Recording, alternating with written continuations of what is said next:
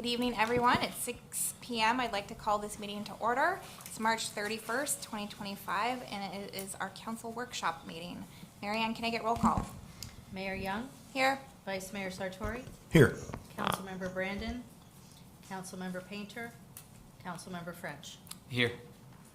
Thank you. All right, our first agenda item today is update on electrical bicycles from the TPD. Thank you, Mayor, Vice Mayor, Council.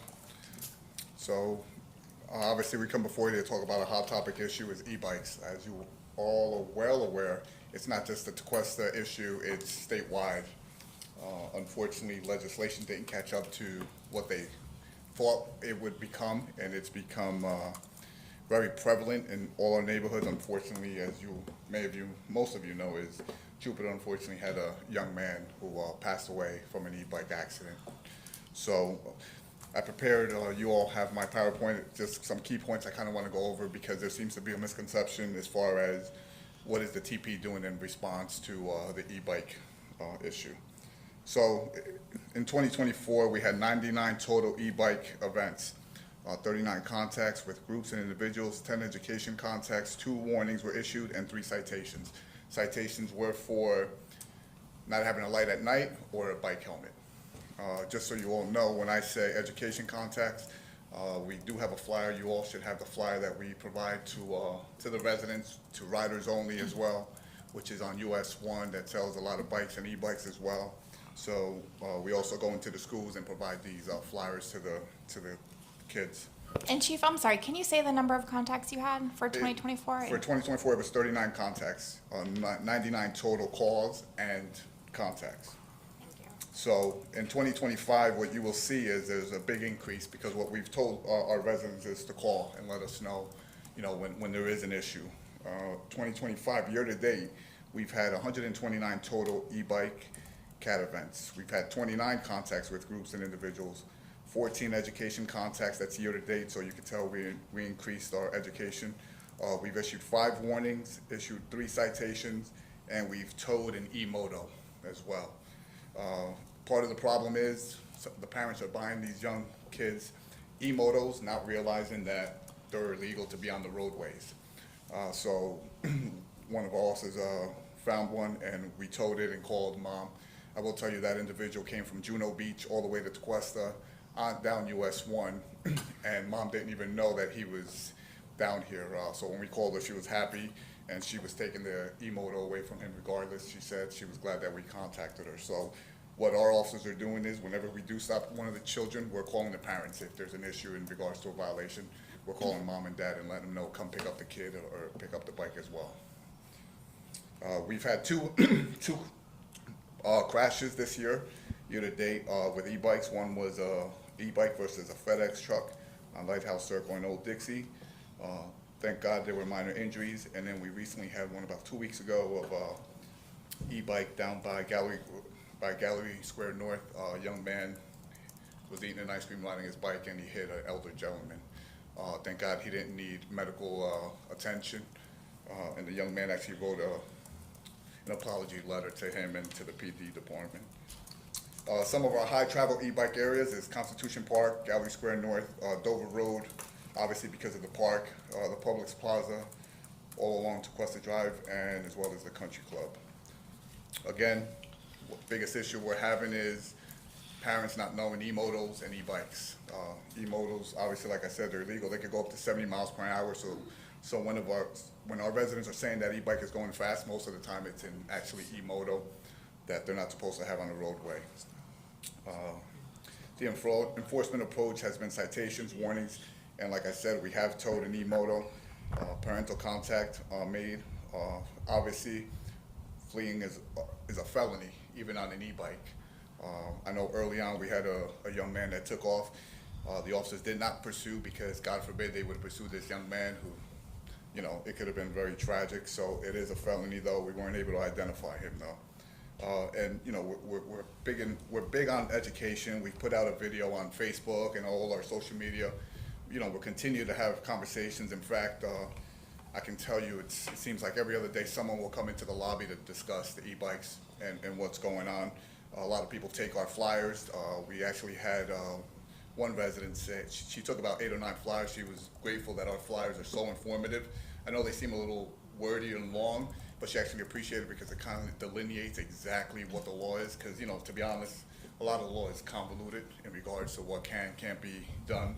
So, you know, we just want to provide as much information that we can to our residents. Obviously, and I've had this conversation with parents, it's a big issue with the parents, right? So the kid says, I want this bike, mom, dad, and they're buying an e-motor and not even realize it. With an e-bike, you know, especially after Christmas, we always get an uptick in more. Come January, you'll see a lot more kids with them. So it's becoming a lot more pervasive in regards to how many people have e-bikes. Not only here, a lot of the kids that we stop are from Jupiter or unincorporated as well. So the parents just obviously need to help work with us on this part. You know, we're going to continue to do what we're doing. What I say is, and I often look at the Facebook and I'll see messages people say that the police aren't doing anything, as those are the numbers that we're keeping track of through the CAD. I've had conversations with the North End police chiefs. We're all in the same boat in regards to, you know, just being an issue with these kids. They inexperienced. It's a motor. You know, it's going a lot faster than a usual regular bicycle. So, you know, it's something that we're all aware of. We're all on the same page. No one on the North End, and I don't know, we didn't contact everybody in Palm Beach County, has any additional ordinances other than what the state law is requiring.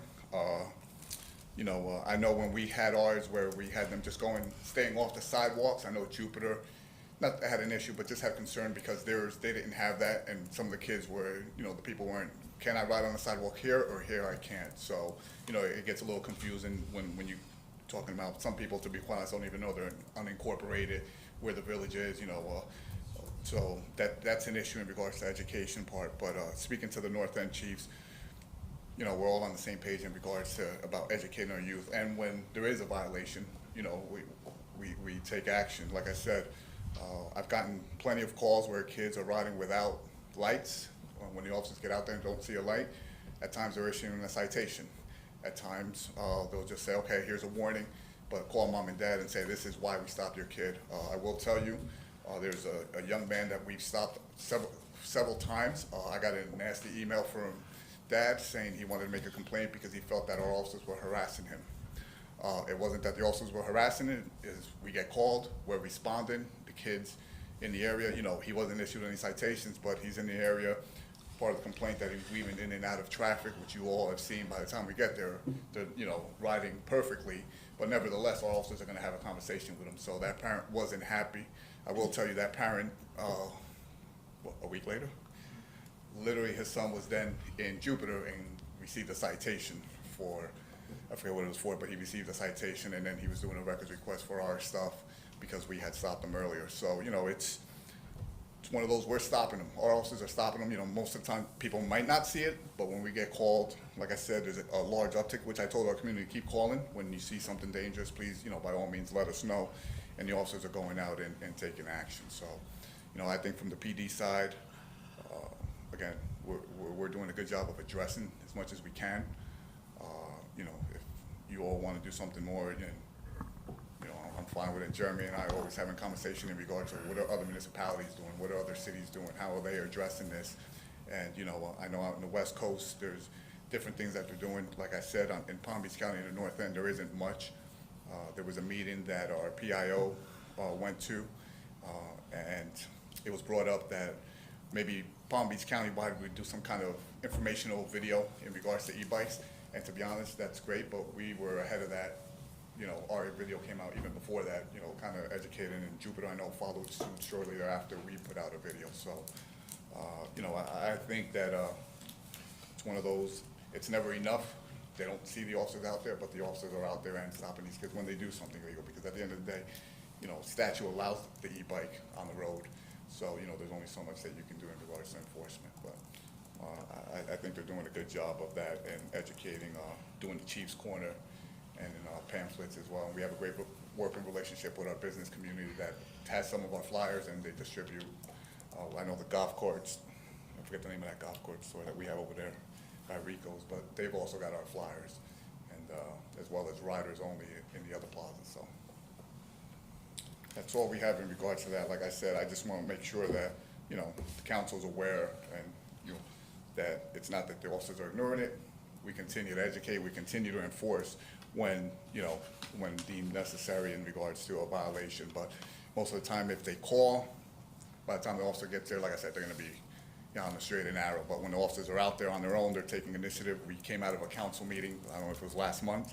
It was the day of the accident, in fact, where the tragedy happened in Jupiter. And I think someone had texted me that there were a bunch of kids, and Kurt was out there talking with a group of about 10 kids right after the council meeting. So, the kids that we're stopping are good kids. They're listening in regards to be careful, to just be mindful of the roads. When you're on the sidewalk, give the right way to the pedestrians. And I will tell you, I know of one, is it two? Explorers, is it one? One of our explorers that we actually stopped as a result of an e-bike encounter, we actually signed him up for the Explorers program. So, which is good because he's part of one of the groups that everybody knows. So, we have the ability to have him do extra push-ups.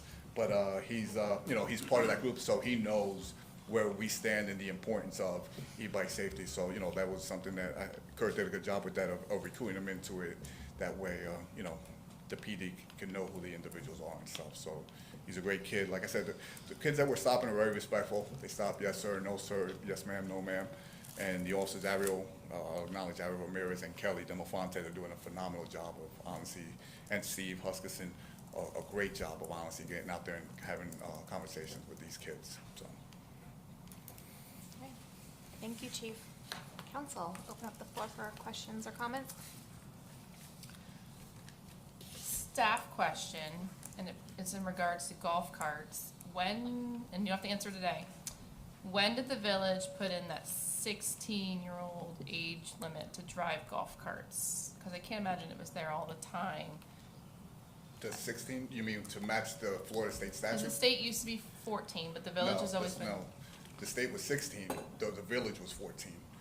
Correct me if I'm wrong, Keith. No, but that changed a year or two ago. The statute changed. Well, I know that and changed. it I'm just made it- curious historically how far back the age limit on that goes. That's just for data purposes. I mean, I've said to you guys before, I feel like you guys are stuck in a rock and a hard place. I think everyone up here supports you guys and doing your job, following the law, enforcing the nicest way you can do it. And unfortunately, if you guys don't get responses, you have to start, getting a little bit harsher. And the only thing I'd ask for you, because I have a feeling this is probably gonna go to the state level at some point, is just make sure your officers, for us, keep really good data. So that way it's not just, we see a lot of kids, how many kids? Just make sure you guys find a way to keep data, how many stops you do.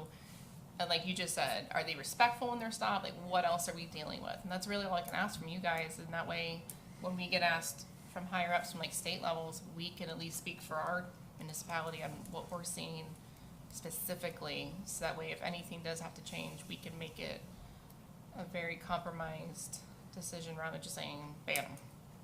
No, and one of the things that we did with Northcom, because again, it's an issue statewide, but the Northcom and the north side of Palm Beach County, we actually have codes, specific codes to electric bikes to help us gather the data. So when if we're going into a meeting, it'll help us gather that data that much easier by just punching what the code is, and it'll come up. So I don't think Jupiter was doing that first. I know for a fact they're doing now because my PIO went to the town hall meeting, but it's something that we've been doing, keeping track of specifically e-bikes, because I know it's been such a major topic. But on a positive note, at least the ones I see, especially the ones that hang out at my house, they're all wearing helmets. I don't see as many wheelies.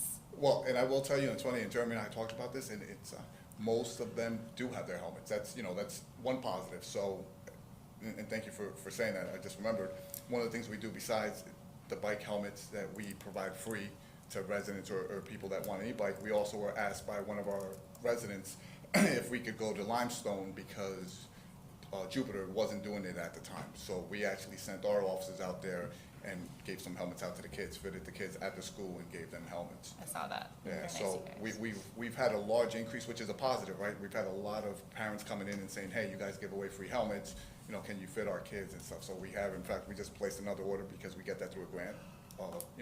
We just have to keep a good list of how many helmets we've given out. And we just got a new shipment of, I think, 80 more helmets.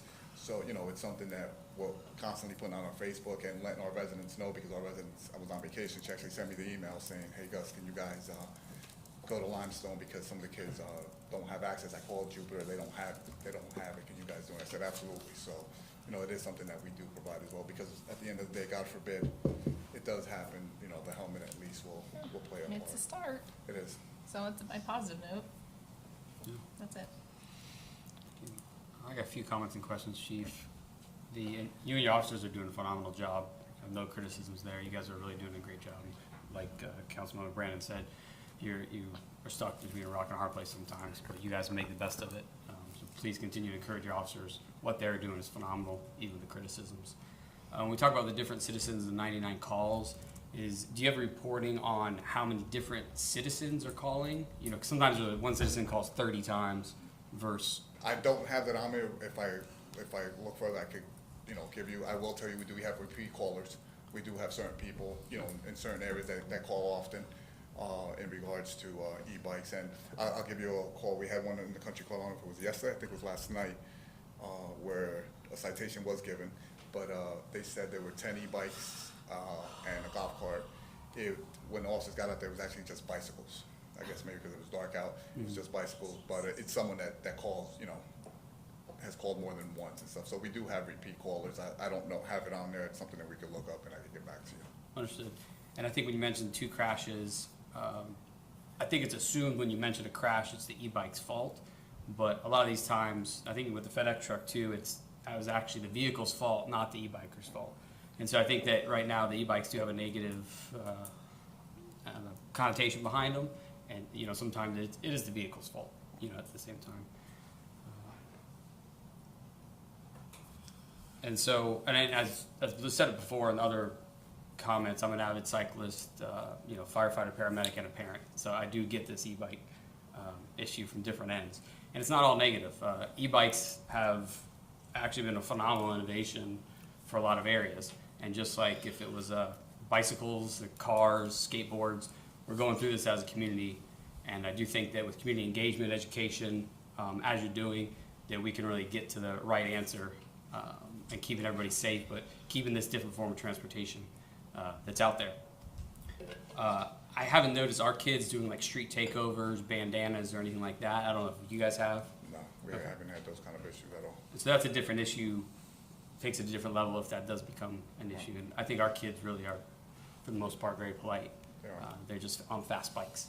The e-moto, I support you. If there's a 0 tolerance or getting rid of the e-moto, 100%, that is not the same as an e-bike conversation. And I think you've done a good job with the flyers. I know I saw them at Riders Only.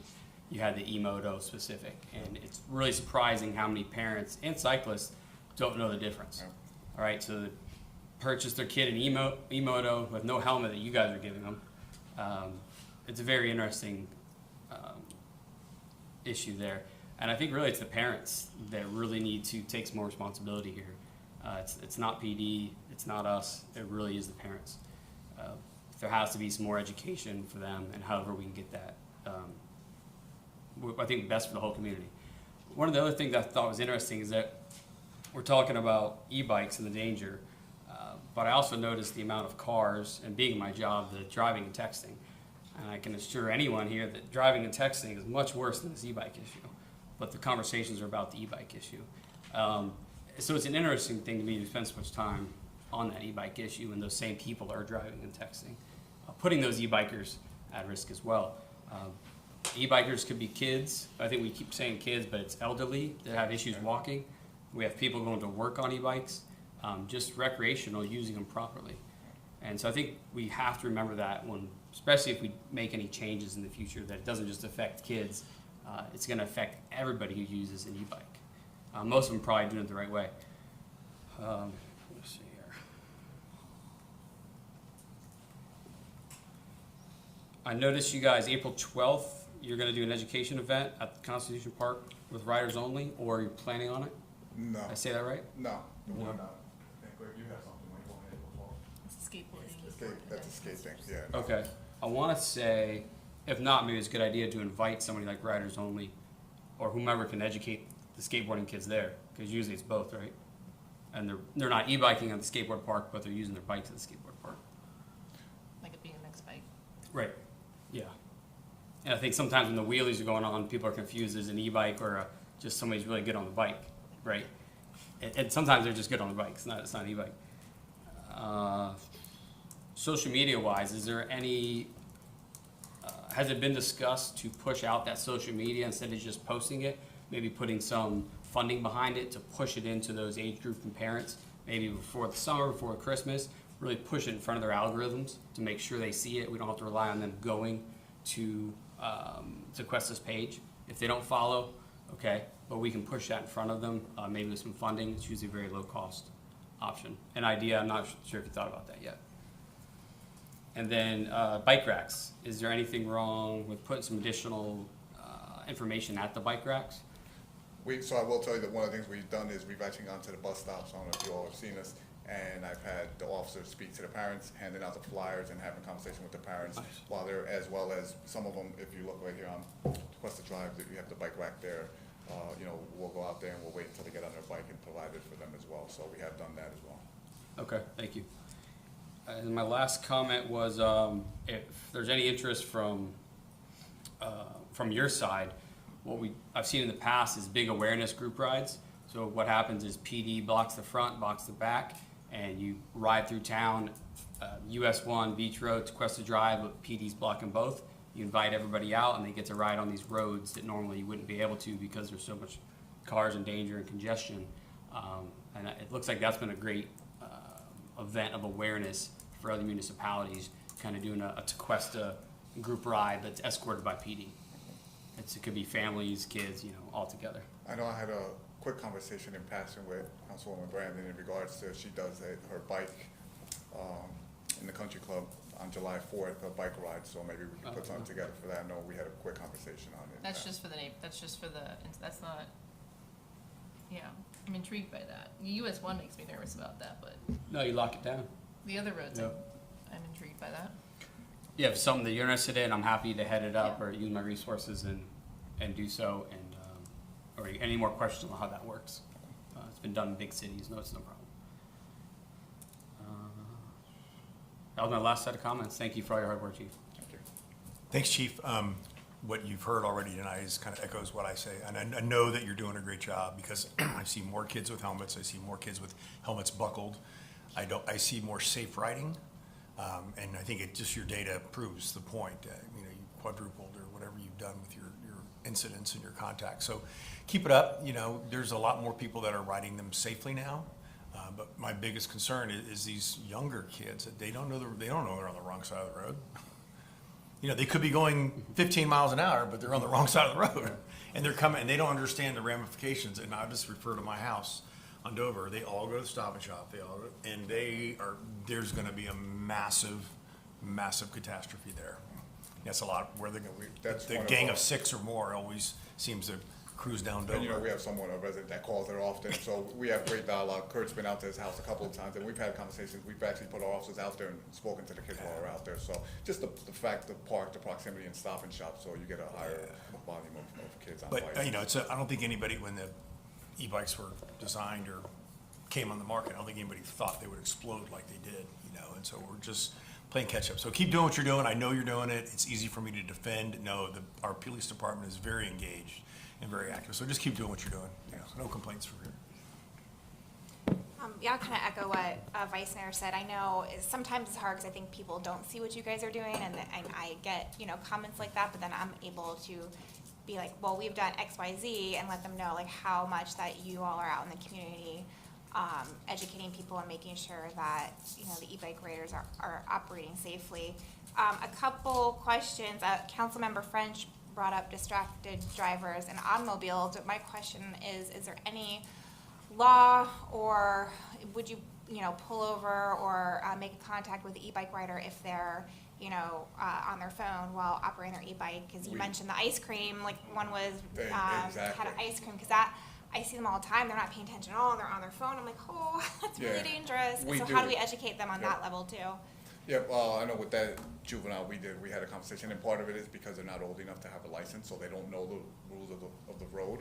So we do, when we speak to them, we talk about not going the wrong way, about not being distracted, so the guys and gals are having those conversations with them.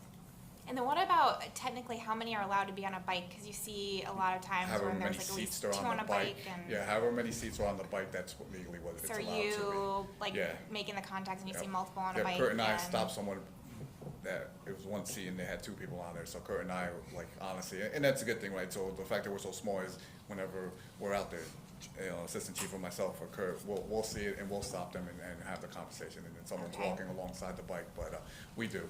Yeah, and I don't know, maybe add that to our flyer or messaging just about, don't operate while distracted with your phone, or maybe just adding that to messaging.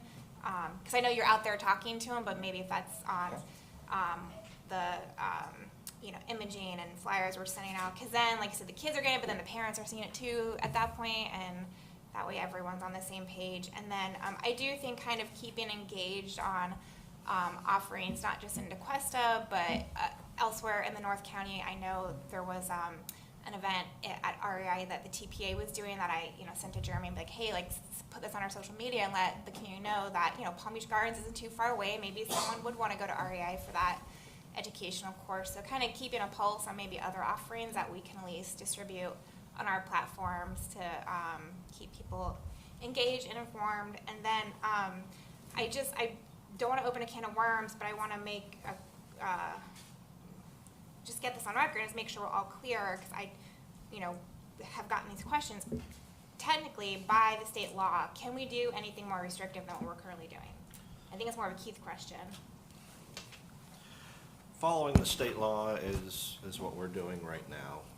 I've provided a memo, and I've updated it a couple times on this, and one of the biggest questions comes down to age restriction. The statute is silent on it. I'm aware of a couple of examples out there that have not been judicially vetted, which means somebody's adopted an ordinance that's not been challenged yet, where they have said that they define e-bikes within the broad umbrella of micro-mobility device, and then they say that definition only talks about the ones that only go up to 20 miles an hour, so it doesn't capture that class 3 e-bike. But then they'll say, no one under 16 can ride a micro-mobility device. So there's a couple examples of that out there. Again, it's not been judicially tested. I don't know logistically what kind of challenges that would pose to law enforcement in terms of actually enforcing it, and then what do you do with the kid if so. They're, strictly speaking, that's a question mark. You used to have the sidewalk restriction. I mean, that's something that's allowed, but we don't do that for a variety of reasons. Council made that policy decision. So there are other things, but right now we follow the state law, and that's what I can offer you, especially in terms of the age restriction. I would put a question mark on that. Perhaps you could. Others are doing it, not been judicially tested. Okay, thanks for clarifying that. I want to be clear that I think being aligned with the other municipalities on this and kind of a unified front is going to be better on this case, because like you said, you have so many kids that are, not kids, any e-bike user that are, crossing city lines, and we want to be consistent on messaging and make sure everyone's clear. But that question does swirl around there, like, are we doing everything that we possibly can do? And I believe we are from a statutory standpoint, especially if it's a question mark. We have always kind of operated, we, like to operate in the bounds of the state law, the preemptions. We don't ever want to necessarily set ourselves up for lawsuit there. But just want to throw that out there so it's on record. All right, I don't have any additional comments. Is there any public comment? Yeah, Julie. Can you come up to the podium? And that's okay. State your name and address for the record. Julie Beaumont, 94 Fairview East. How often do you want Hey, Julie, I'm sorry, can you just address council and talk in the mic, so I'm we can hear wondering you, how, and then we'll. how often should you call the police about having an interaction with a bike? Or, I don't mean hitting somebody, it happens all the time to me, but I've never called anyone. Do you want to hear about it? All right. Chief, can you come up with an answer? Thank you. Absolutely, Julie, just for the simple fact, like Councilwoman Brandon said, it just, in regards to statistics, so we could say we have this many calls. So anytime that it's a negative where, you know, maybe they didn't hit their horn as they went past you on the sidewalk, we do want to know about it, because then we could document it and have those stats ready. So when we make an argument, if we make an argument at the state level, then we'll have that in order, so. Okay, any other public comment? I mean, I think your staff, but come on up, Greg. You can comment as public, I'm yeah. sorry, I have to Okay, say I something. love it, all right, let's do this. So, yeah, Greg Corbett, Parks and Rec. That was cool. I will have to say that since these guys have started, like, really paying attention to it, it's gone down a lot. I mean, a lot. Because there was an issue at a food truck and it kind of grew, and then these guys stepped in, and I've seen a big, because I'm kind of in it somewhat, so I kind of see it and I kind of hear it, and it's gotten to be a huge improvement, and I think it's going to get better. California is probably getting ready to ban them. So whatever happens in California is going to trickle down to the East Coast. So I think when it happens there, there's a big thing that's going to happen in 2026. So we'll see what happens in California too. So that's just a couple thoughts. But I mean, he's exactly right. The kids are very respectful. They do wear their helmets. I'm in the biking world too, and I see it all the time. And my wife drives an e-bike. She loves it. So it's a fine balance, but these guys are doing a great job. Thank you. Okay, any other public comment? All right, thank you, Chief, we appreciate the update. Thank you, And ma'am. thank you for everything you Chief. guys are doing. Thank you. Next, agenda item 2, discussion on the Tequesta Park Master Plan and a work authorization for the engineering services with Kimley-Horn. Thank you, Mayor. You guys have in your backup the proposal for Kimley-Horn. As you guys know, we got an appropriation from the state, which is a 65-35 matching grant up to, I think, $680,000 from the state. We have $250,000 set aside in our capital budget for the matching funds as part of the surtax infrastructure surtax fund. We've engaged Kimley-Horn to do the plans for this. This was part of what we applied for in the grant, was put together construction plans. So in front of you guys, you have 100% construction plans. The cost for it, the proposal. As part of an opening meeting that we had with Kimley-Horn, it was myself, Greg, and Jonathan Haig from Kimley-Horn. We discussed, and we had the master plan. I know that Greg has discussed a couple of minor changes to the plan. So we're really talking about two things tonight. Are we okay with the master plan? I know Greg has some feedback. And then are we okay with the Kimley-Horn proposal and moving forward? And we'll bring that back to council for consideration, discussion and consideration. Just off the top of my head, and Greg is here, can help answer those questions, but a couple of things that were not part of the Parks Master Plan was we had 2 sand volleyball courts. I think there's an opinion from, I think, a lot of people that play pickleball over there that we need more pickleball courts. So I think Greg has discussed putting that into the plan. The other thing is, as you guys know, the gentleman who was living out there in the park has passed away. The trailer will be moving. So that was always kind of like, do we change that in the master plan or leave it? We left it at the time. However, we're looking at putting a maintenance shed out there as part of the master plan. And so that will need to be, updated in the master plan. And so those are 2 of the things that I can think of off the top of my head that We talked about in the introduction meeting with Kimley-Horn when we were doing this. I mean, I've asked Greg to come and talk, and, you know, if there's any other feedback that he wants to provide, but, or we can just take some questions, however you guys want to handle it. Thank you, Jeremy.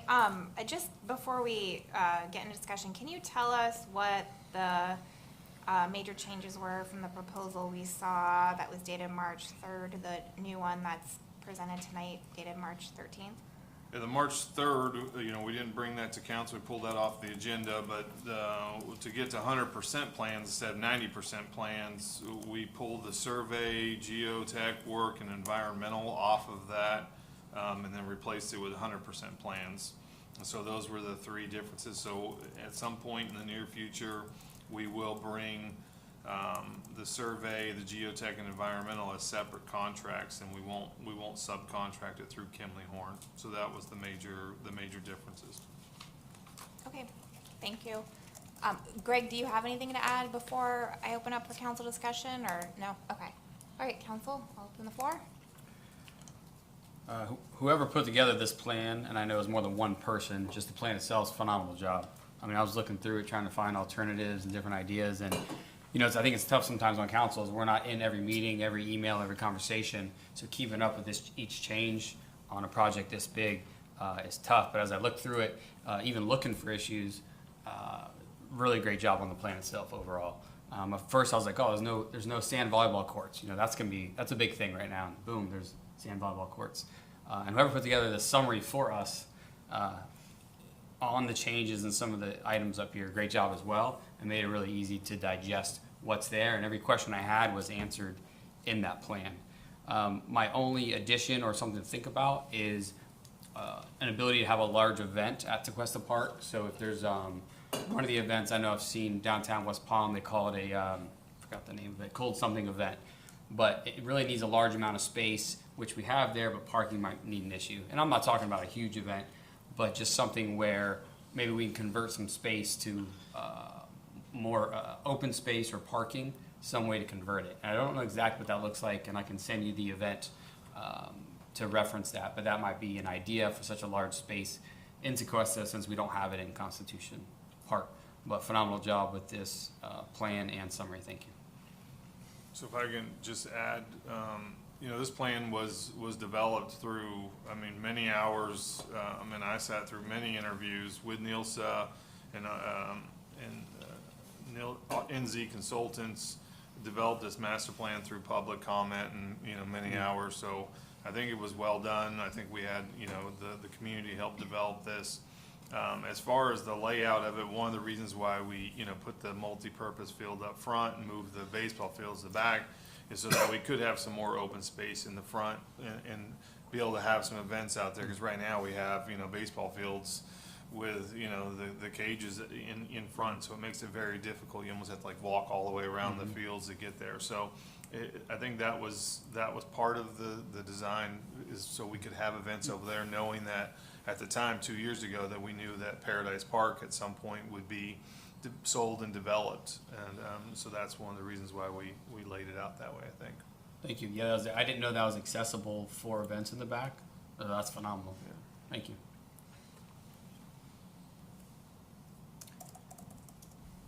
I guess my only question would be, I mean, do we absolutely think we need more pickleball courts?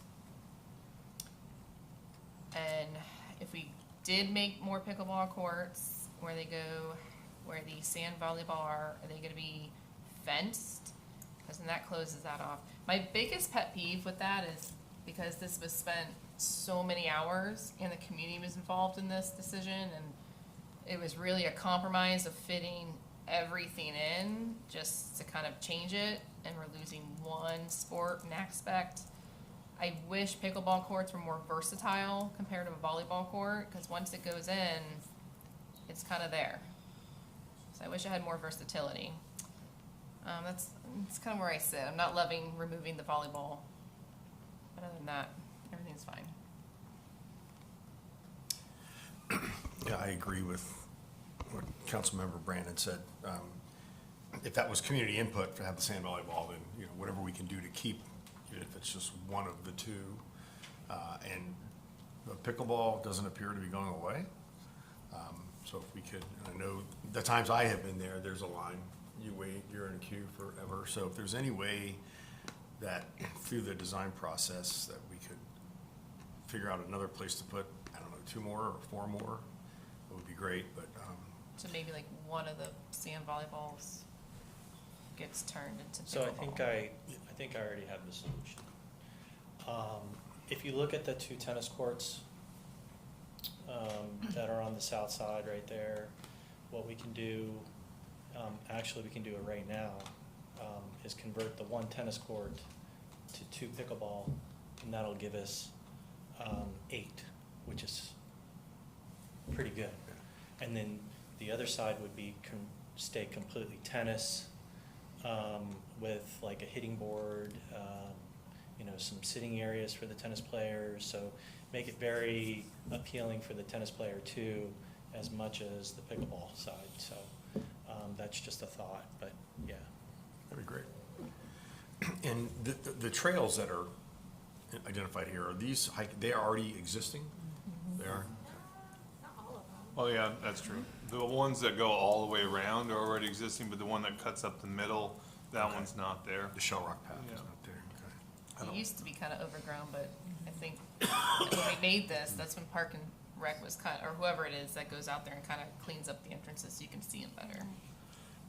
The scrub or whatever the area there is that, are we precluded from clearing any of that? Which Or one, where are we talking about? Here? Like, just around the walking trail, the dark green areas? You talking about like right here? So, interesting, when we first, and I think a couple of council members were here, we first, developed a master plan, like, we had some more fields out there and we really had cut it out. I mean, I think there was a lot of kickback to do that, and so we quickly changed and made sure we actually added some scrub jays and some green than what's currently there, I believe. And so, I wouldn't recommend that we do too much with that, just because we did get a lot of feedback from that. I would say way more feedback than that than with the volleyball courts. But that was a big issue, is to try to keep it as natural as we could, but still make it an active park too, so. Yeah, Jeremy's right. And the other thing, we have a Florida Trail Grant that's in the system right now. We're just waiting to hear from them. So we could improve the walking trail with mulch, signage, more accessible than it is right now. So that grant actually would make a huge improvement to that trail. So, No, I mean, I like where we're at with this thing, and thank you for all the work that's been done. I'm glad that we were able to get the 100% plans over the 90%. You guys were able to rework that, and how Kimley-Horn sharpened their pencils a lot, so thank you for that. And I'm excited to see it move forward. One other comment, you were talking about all that scrub that's in there. So I would say at least 30 or 40% of what's in there is non-native.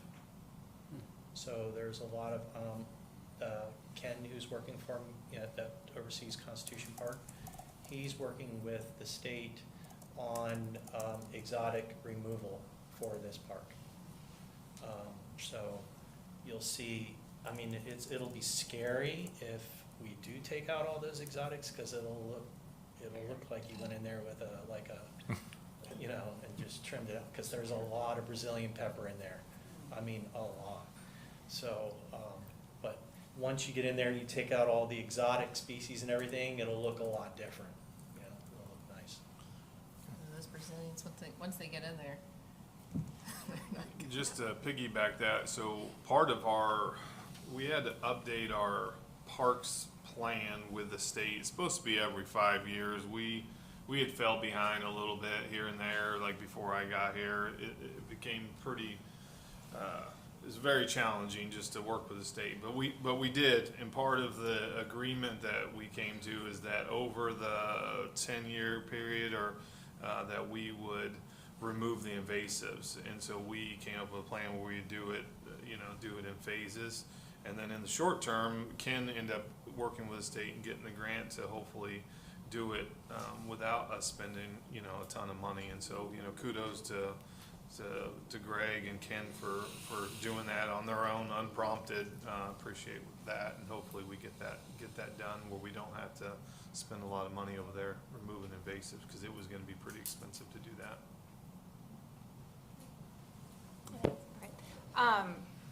A couple things. So I am very much in favor of keeping the volleyball courts. Like Councilmember French said, I know a lot of families that children are really big into volleyball, and this is a regional park, and we have, from day one sent that message to the state. It's not just Tequesta, it's regional, it's Martin County, it's Palm Beach County using it, and I know families in Martin County and Palm Beach County that say it's very, very tough finding available volleyball courts to play. So I don't think we should get rid of those. I am in favor of more pickleball if you can figure it out without increasing the impervious area or footprint that is currently shown.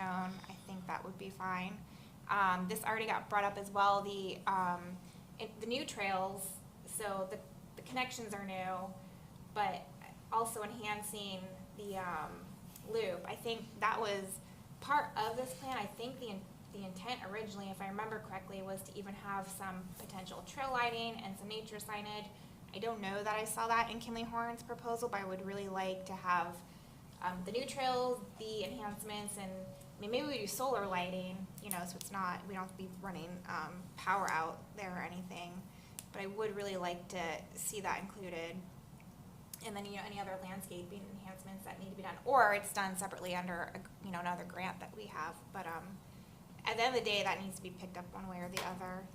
And then I wasn't clear on the structural and MEP for some of the buildings. I know the new proposal says through 100% plans, but in the project assumptions, it still says like the structural and MEP is not included for some of the structures. So is it or isn't it? It's not included by Kimley-Horn. It's a prefab building, so the manufacturer will provide the MEPs for that.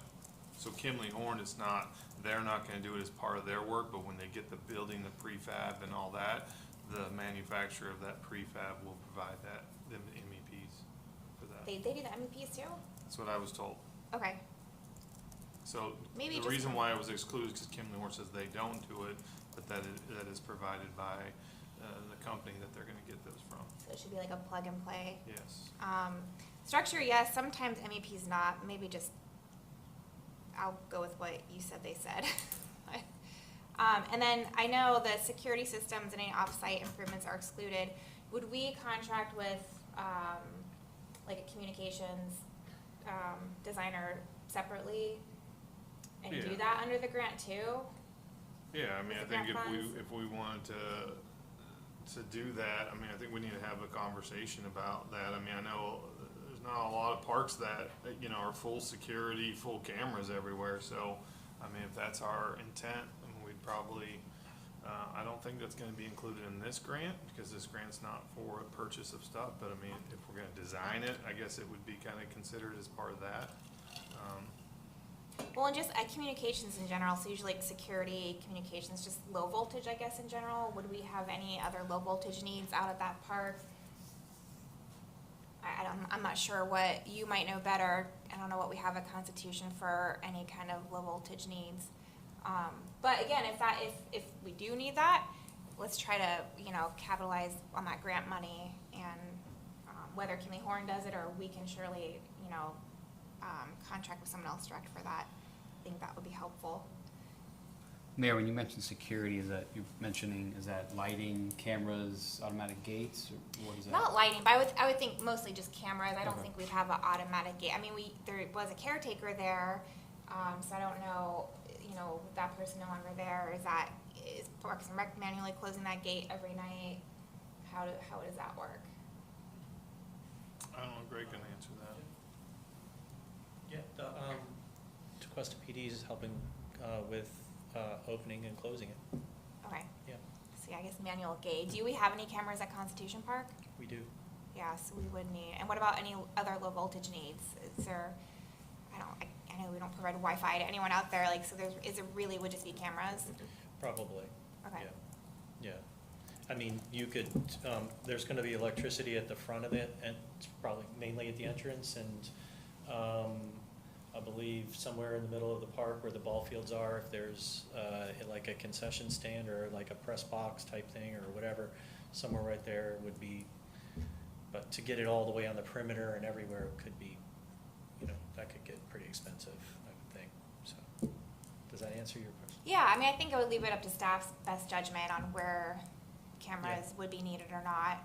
And then, oh, you bring up concession, I mean, what, is there gonna be a point of sales there? We would need, communications there for that, probably. Right. So, again, like those kind of things, let's just start thinking about them, and so we can sign someone up to start that design. I don't even so know. we can use the Jeremy, grant is money there- for that. Is there a concession in between those I thought fields? there was a plan for It's concession, in am I the making middle. that up? It's a little blue circle right in the middle, right Oh, there there. it is, yeah. Okay, yeah, I wasn't sure. You're gonna have splash pad out here, there's a pavilion out here, there's concessions stand, there's gonna be power in the middle, so. Yeah. But we'll take a look at So I that. assume we probably have like a low voltage, engineer or design consultant we've used in the past, right? Yep. Yeah, so Yep. we can do that separate from Yep. Kimley-Horn. Okay, that's all I have. Right. Anything else? No, Nope. thank you. Any public comment? Marcia?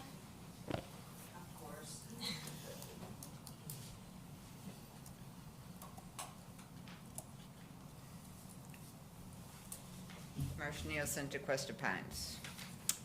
You would agree with me that if I was renting a house, it would be extremely unwise for me to spend money to upgrade a new kitchen, since when I left the house, I would not be taking the kitchen along with me. The improvement would stay with the property. The present Tequesta Park lease ends in 2055, approximately 30 years from today. That seems like a long time, however, given the scope of the project and what would be involved regarding funding plans, etc., I would venture that a great percentage of the contract time would have elapsed before construction would have been completed. As with my fictitious kitchen, all permanent structures would revert to the state if a new contract was not signed. We've had this contract with the state for many years, beginning with Roy Rood. However, in light of events last year regarding the state's attempt to place 3 golf courses and supporting services at Jonathan Dickinson, I am very apprehensive that the village can count on a shared vision with the state. Gail Harrell's House Bill number 80 and its companion Schneider's 209 are at present winding their way through the session, as reported in the Post, quote, golf courses, tennis courts, pickleball courts, ball fields, and other similar facilities are excluded from state parks. Our residents voted for a lovely plan which would enhance the recreational opportunities for everyone. However, I do question whether they are aware that the park does not belong to Tequesta, that we are responsible for the maintenance of every facet of this park, and we cannot discriminate as to who uses the park, and that the state could easily and swiftly take the park back. I believe that in light of last year's events and proposed legislation, Tequesta should reassess our commitment to expensive enhancements of Tequesta Park and explore other opportunities. Thank you. Thank you. Thank you. Any other public comment? Yes, Ms. Watkins? Good evening, everyone. Pat Watkins, 167 River Drive. Obviously, you know, with the recent events at Jonathan Dickinson, that does call into question. My question is, have we even researched whether or not your even proposed new plan would be grandfathered because it's in the works before said legislation happened? That's the first thing. It's always been a concern here, and I know I've mentioned this to you all a few times. Tequesta Park doesn't belong to us. And my question about this, I know I was here for all the things that brought your presentations together. I don't think the public was ever seriously made aware of the fact that the more you do in the park, the more increase you have in maintenance fees that are coming to our residents, even though they don't own the park.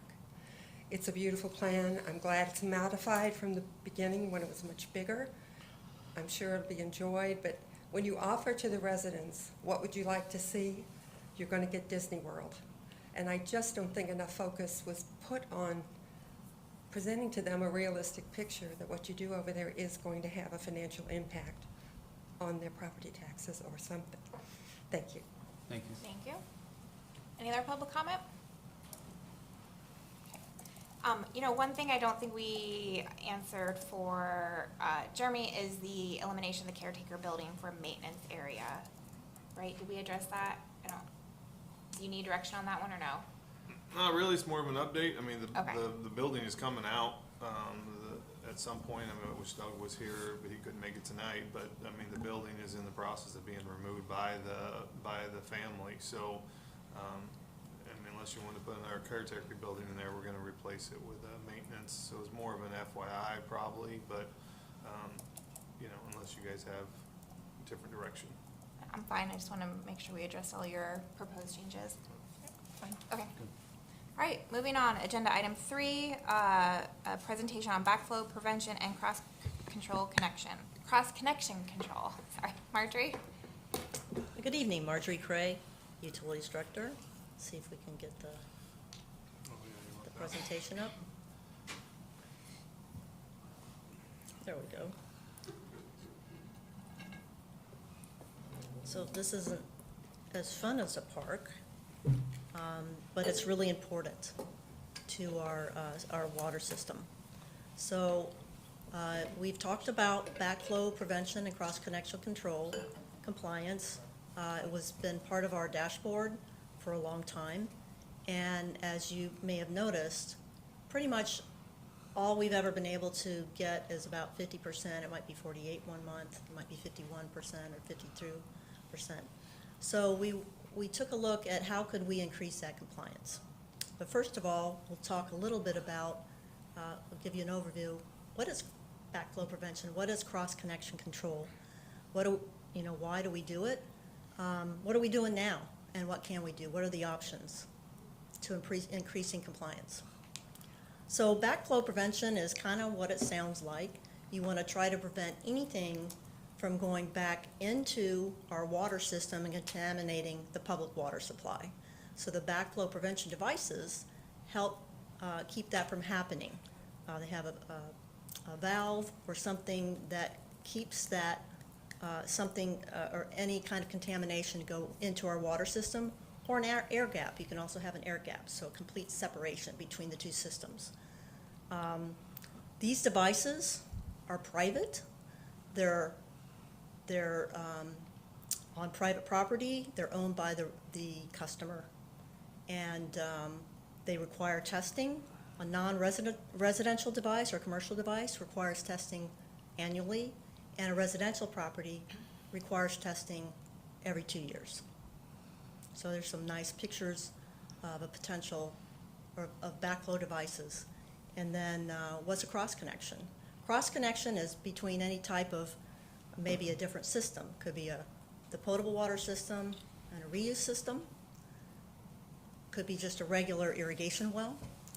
It could be potentially a swimming pool. So there are many different sources of potential contamination: industrial systems, heating, cooling systems, and sprinkler and fire systems as well.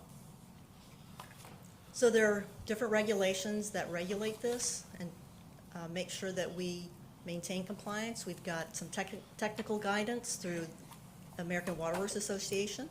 We have state law, and then we also have our own local law, and those are all attached in the workshop materials as well. So what are we doing now? We have a company that helps us with our compliance from the standpoint of mailing notices out to customers.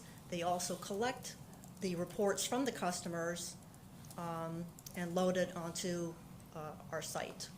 So the testing is the responsibility of the owner, the property owner, whether it's commercial or residential, and failure to provide results to the village can result in the potable water or the fire flow lines turned off. Well, you can imagine how difficult that is, to turn off a fire line or someone's potable water.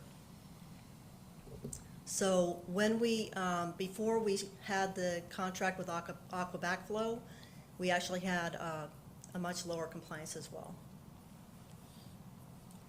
And this goes just through the current practices that we have. The testing has to be done by a certified tester. Those credentials have to be submitted with the test results, and if your backflow preventer fails, you have to test it. You have to either repair or replace it and retest it within the 30 days. And then if you do replace it, you've got to submit the type, make, model, and location of the backflow device. And there's a specific form that has to be filled out. That's comes from the state and from the technical guidance. And then failure to meet requirements can result in water service disconnection. So I'm not aware, and I brought my brain trust with me as well. I'm not aware that we've ever turned anyone off for non-compliance, and also talking to Jupiter, they have a very similar process as we do, and they have like a red card that they'll issue. Hey, we're gonna turn you off, but they weren't able to find anyone that they'd actually turned off either. So it's a constant struggle to get people in compliance with this, and we need to improve our compliance. So what is our current compliance? And again, as I mentioned, this kind of can go a little bit back and forth. It's right around 50%, might be 42, might be, or 48, it might be 52%. We've got a total of 792 backflow devices, and of those, we have 564 commercial devices. Is that right, Dennis? Yeah. That is correct. And those are testable devices. So that leaves us with 228 residential devices. We have the 30, 60, 90 day, and you can see the 50%, we've got to improve that. We really don't have any options. So we've looked into what could we do. And no matter what else we do, you know, it's all about awareness and getting people into compliance, and rather than beating them up.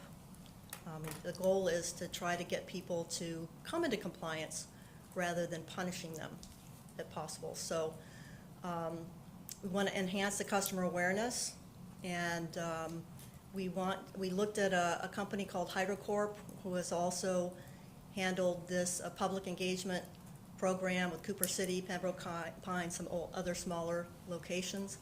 Now they also can provide other services as well, and they can provide on-site cross-connection control visual surveys, manage the program, and one of the challenges that we continue to have is all tests are due the same month, because we do have to submit an annual report to DEP.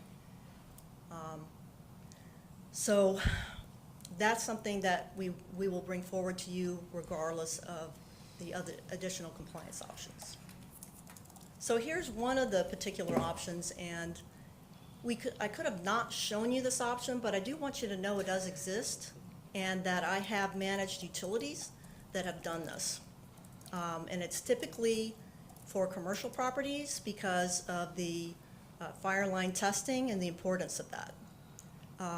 Where I had staff they were on staff and they actually performed the testing. There is a liability, of course, as I've already mentioned, it's private property, it's a private device, and an increased operational costs. And we just don't have the bandwidth, we don't have the staff, we don't have enough of them to have a full-time, staff member do that.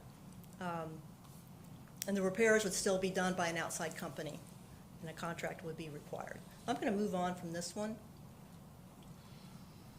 The second option, still maintaining the customer responsibility for testing, and we still coordinate the reporting through Aqua Backflow, and that we add fines to the water bill. So right now, we do not have a mechanism to add fines to a water bill.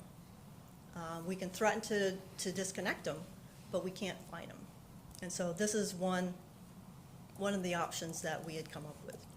We'd have to revise the ordinance to allow the fine imposition, and then formalize the compliance process through the building department. They would have to have resources available to be able to do the compliance. Because in our code, it continues to reference the building department for compliance. So it's not something, they'd probably have to add resources for that.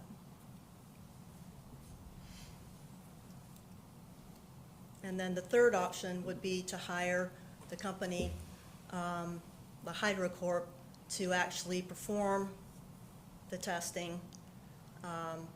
This contractor specializes in it. There are other governments that are doing it.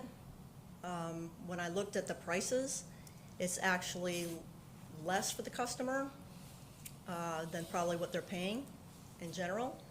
But you'd still have to add it to the water bill. The rates do not include that cost.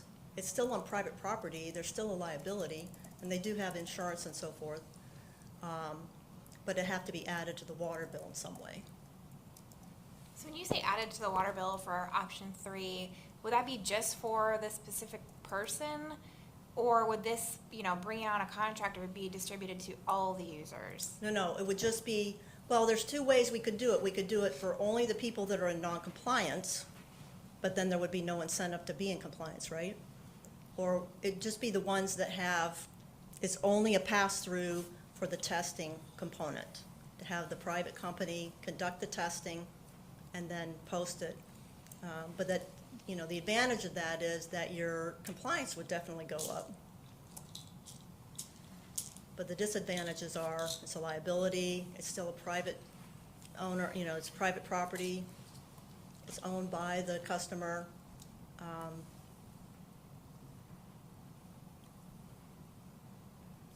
And we probably still want to have we probably, no matter what, want to add a fine to our ordinance, because there may be people that don't allow us on their, property and so forth.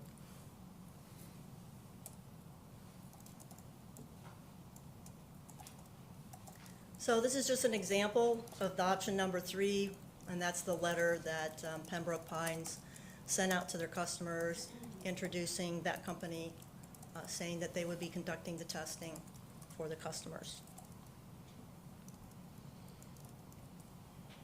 So with that, just the next steps, I'm going to continue with proceed with public awareness, and then want to discuss with you the testing and compliance approach, and then we'll have to revise the ordinance as needed.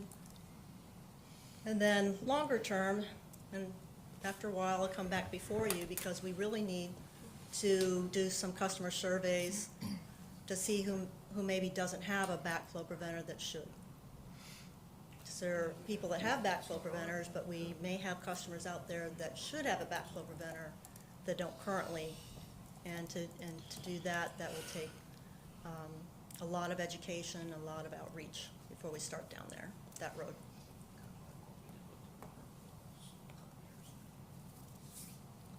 Any questions? Thank you, Marjorie. Council, any comments or questions? I do have questions. Okay, so first question for the public, where does one find their backflow piping, this whole device? Where would they even go on their property to look for that? It'd be on the other side of your water meter. Okay. So, David, do you have any more information than that? There you should install it off ground right after. You want to come up here? So I say that because you keep mentioning the word educate, inform, and I totally agree, The because importance of having that, yeah. unless the house has been redeveloped, I guarantee you the average person has no idea where to look for that. Because how many times do we I have agree with you. someone say, something's leaking, we all say, go outside and shut off the water, the main valve, so where would someone find a general placement of that? Yeah, just to answer the question, David Tinoco with utilities, it's, they're mostly installed above ground, I've not seen one. right after the meter, and the reason for being right after the meter is because you don't wanna have any connection on the private side that bypasses the protection. So you want it right after the meter, so any connection the customer's gonna do 5 years down the road, 2 years, it's not bypassing that assembly. That's, the main point we wanna protect the system with that, so. Perfect, so if we start doing informational stuff to inform residents that they're supposed to be in compliance, like pictures of some of the average placements of existing ones would be very helpful. Okay. Secondly, a couple years ago, the hose nozzles at my house were from 1960, and I had them replaced with the levers, which is magical, by the way.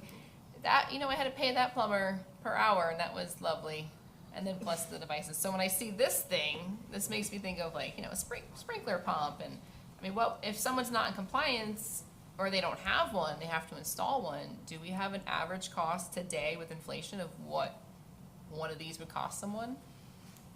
I haven't heard that yet in your presentation. To know, again, they're probably gonna range install from $500 to probably $1,000, based on the. Well, hang on, so just the device, or is that including like a plumber's hourly fee? I would say including installation, the device plus the initial installation. Okay, You're gonna average, and that is determined based on the degree of hazard, and then that determines the level of protection that you need. They have like 3 different variations of protection. So if you're a low, moderate hazard, you wouldn't be required to install this device. Okay. High, and extremely Yeah. high, then it's the highest level of protection that we want. so for me, as we So, discuss the Real options. quick, can I clarify one Yeah. thing? Sorry to interrupt. Does that, I would assume a permit is needed for this work, and does that cost that you just said also includes a permit fee? I would say, yeah, Okay, sorry, just No, wanted and to that's- clarify. No, Mayor, that's a really good point. And we can come with a more detailed estimate. He's just doing that off the top of his head. Awesome. And if you really want something that's more specific, we can bring that back to you. Totally, I was just asking for a Yeah, yeah, ballpark because, ballpark. That's ballpark. that's a again, ballpark number. I replace nozzles and I look at something like this and I'm like, Every time I have a plumber. So when I asked that, I'm glad you bring that up, Mayor, because I see most of those options you were giving us said 30 days to come in compliance or report. I have a problem with the 30 days because that's a hefty fee for someone if they have to pay that within 30 days. 2, they have to go through permitting. That's a lot of stress sometimes. Secondly, we don't have a lot of plumbers in our country anymore. So I mean, it needs time because even with something broken and it's not a pipe that's filling your house, they don't come right away. So I mean, that's my concern too, is the availability of actual plumbers that know what they're doing, who are gonna take this on. I know one guy in Jupiter, and you probably know him because apparently Jupiter's been sending him to all these houses to do he said, that's my job right now, is just doing backflow. Backflow. He's like, I'm so booked just from backflow. Yeah, we have 2 things. One is getting the people that have the existing backflow preventers in compliance. And right now, we only have about 50% of those folks are getting their backflow preventers tested. That doesn't mean that the backflow preventers don't work. It just means they're either not getting them tested or they're not submitting the report. One of the 2. And we need to get those folks into compliance. The separate issue is doing a survey to determine who should really have a backflow preventer that might not. And right now, we are focused on getting those folks that have the backflow preventers into compliance, right?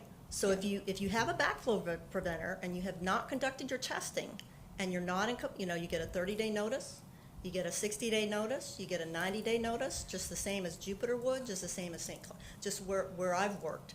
That's pretty standard. And then if your backflow preventer, if you find that you've tested it, it's not working, or you need to replace it, then we don't really have an option there. We're supposed to turn someone off if their backflow preventer's actually not working. Okay, I know so this is not my favorite. I know, You know. and I know that the towns are working on it too. I'm just, so as we look at the different options, my concern is the timing of when we're really gonna get on people to have it done by, because it just permit cost and availability of plumbers, and then just being sensitive to the cost. I mean, someone might need more than 30 days, that's a lot, if it's Christmas time. That's it for now. Get it? Yeah. Marjorie, why aren't these installed when it is known that it needs it? Why isn't it installed on our side where we have the knowledge, the control, the testing, all of those items where it's left up to the resident? Because it seems like even if we fix it short term, the long term of the continued testing is going to be a tough thing to accomplish. And just like you said with a customer survey, that number is going to jump up pretty high, I would imagine. And you're never going to be 100%. But if it was on our end, we would know what we have, we'd know what we're dealing with. If it is such a health and safety issue, I guess less and less wells are out there, but you have the pools that are on automatic pumps to fill, especially the higher end homes that are coming in. So Yeah, my only first question is why not on our end, especially Why is for the backflow renovations? preventer not located on our end? Yeah, why don't we just have that on board anyway, that way we have control. And I don't know the answer to that. You'd think I'd know that, but I don't, that's not anything I know the answer to. Just the way it's always been designed, Well, because it's private. In my experience, I mean, it's always been determined on the level of hazard. If you have a property that doesn't have irrigation, any of those things that are considered, hazards, then there's no need for them to install anything. So how do you break that down now to charge customers that do need it and include it in your water bill, I guess, versus the customers that don't need it and may pay for it, because now you're establishing rates across the board. So I think it has been left on a case-by-case basis as to who needs it and needs to pay for it. That's probably why it's designed that way, and I can probably check into that a little bit more. It's because the hazard is on the customer side and not on our side. Yeah, I I'll respect. say, just to give you some insight, not just in Florida, but other states that I've worked in, every job I've ever done, for what I do for my professional career, it's always on the owner side, always. I've never had a project where the backflow is installed by the utility company, it's on their I've side. never So seen I that think that's and that might be industry standard. I'm not gonna say nationwide, but I've worked in 2 states and it's always on the owner side. So, I again, also that's just have my not seen personal it. experience through my profession, but That's my experience as well. I've never seen it. good question. Yeah, it's a great question. And I'm thinking, private owner, if they wanna make a muck of their own yard, that's their business, but if you're affecting me or the neighbor, I don't really wanna leave that up to the property owner, if you're saying this is a health and safety issue. So if there's anything we can change like that in the future, especially with the amount of renovations we have, that would be great, and then that should increase your percentage, you have control over that. So you're talking about hiring a company to test, but what seems a little bit easier of an issue, we also need these installed, where if we have a logistic issue, cost issue, when does the person want to, maybe they can't afford it, but they need to have it, especially if it's an older home, it has the well that you can't redig, so there's a chance there is someone on a fixed income that now needs to, still might not have it, or have to pay for the testing. But again, it's a safety issue, which creates it different, this is not a citation for other things. When do we step in and just fix it for the safety problem? And if we have to place that fine on their utility bill, a lien, or whatever that may be, for the neighbors, It's a great not for the question. person. Some utilities have it incorporated into the utilities rates, and we do not. So everybody's paying for. So everyone would be paying for it because it's for the general safety of the entire system. So in that case, it would be, but Commissioner Brandon was saying that Person seeing- everyone would bear the burden for the risk that the one owner is causing through a pool or a medical device or an irrigation well. Okay. That's not Google. No, I mean, someone saves money up with having a sprinkler on a well, and then we have to pay for that's, okay, and, no, that was my, incentive-wise, is there any discussion for incentivizing, hey, these 3 months, if you get everything up to date, we're gonna waive the permits? I don't love waiving permits, but Wayne's not here, so. Wait, yeah, where's? He's not here, so he's, We can take that back and talk about that. My guess is that would be a decision at a higher level than mine. I think most residents, you put this out, that even if they walk outside to look for the backflow, there's no way. They don't know where their meter is, they don't know where water turnoff is. They're gonna have to hire somebody just to come out and find out, right? In the case of the commercial customers, they usually do know where it is, and they know where their fire line is. In the case of the residential customers, it'd be kind of a mixed. Some people will and some people don't. Do you have a larger concern of the commercial over the residential, or is it equal?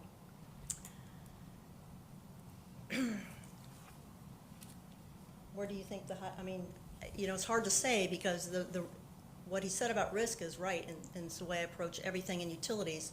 What's the risk? is the risk higher for a commercial customer than a residential? Well, not if they're overcoming the pool system pressure and pushing it, you know, it kind of depends on the situation. Yeah, it depends on what actually, the type of business it is. Like, for example, an Dry office cleaner, building, that that would all be they have is a bathroom, that's a low hazard. So that's not, now if it's a high-rise building, now you have back pressure, so now that becomes a high hazard, because now if we lose pressure, all that water could end up in the system if they don't have backflow preventers. So And we don't have any dry cleaners, I don't think, in the village, but I mean, that would be another one that would be We an have one. example. We do, oh, sorry. I don't get out much, enough. I'm in my office. So I asked all those additional questions because, you know, you kind of throw a safety grenade this way, and Yeah. how much of a safety grenade are we dealing with here? And that's, I'm trying to gauge that. If you're saying we need to act now, and right. We have a brewery here within the village, that would be a high hazard location. And they do have a backflow preventer there, so that would be an example of a high hazard. so you guys have identified all the high hazards, and we can kind of work back from there.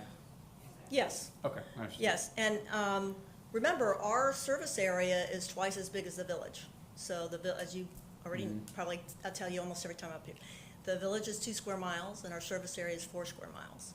So when you're looking around, it's not just those customers that are in the village, you know, commercial customers, it'd be some of them that are else in our service area. I understand. Thank you for answering those questions. If there's any guidance you need for incentives, please let us know if we need to support the no permits for a certain amount of time.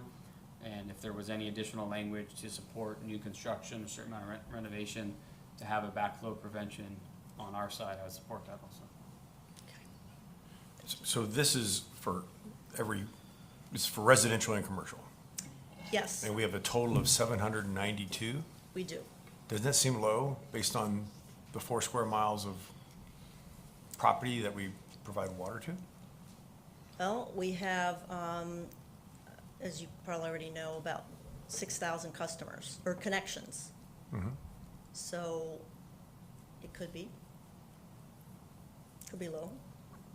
I've owned a home since 1988. This is the first time I've heard of this. Of a backflow preventer?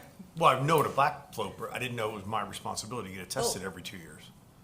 I've owned a home since 1988, so. Wow. Tequesta and Palm Beach Gardens, so at least Tequesta talks about it. Palm Beach Gardens never did. I didn't know about it. We measure what matters, right, typically? And we've measured this for, well, my 2 years, 2.5 years on the council. So it matters. So I think my role as council is to the health, safety, and the well-being of our residents.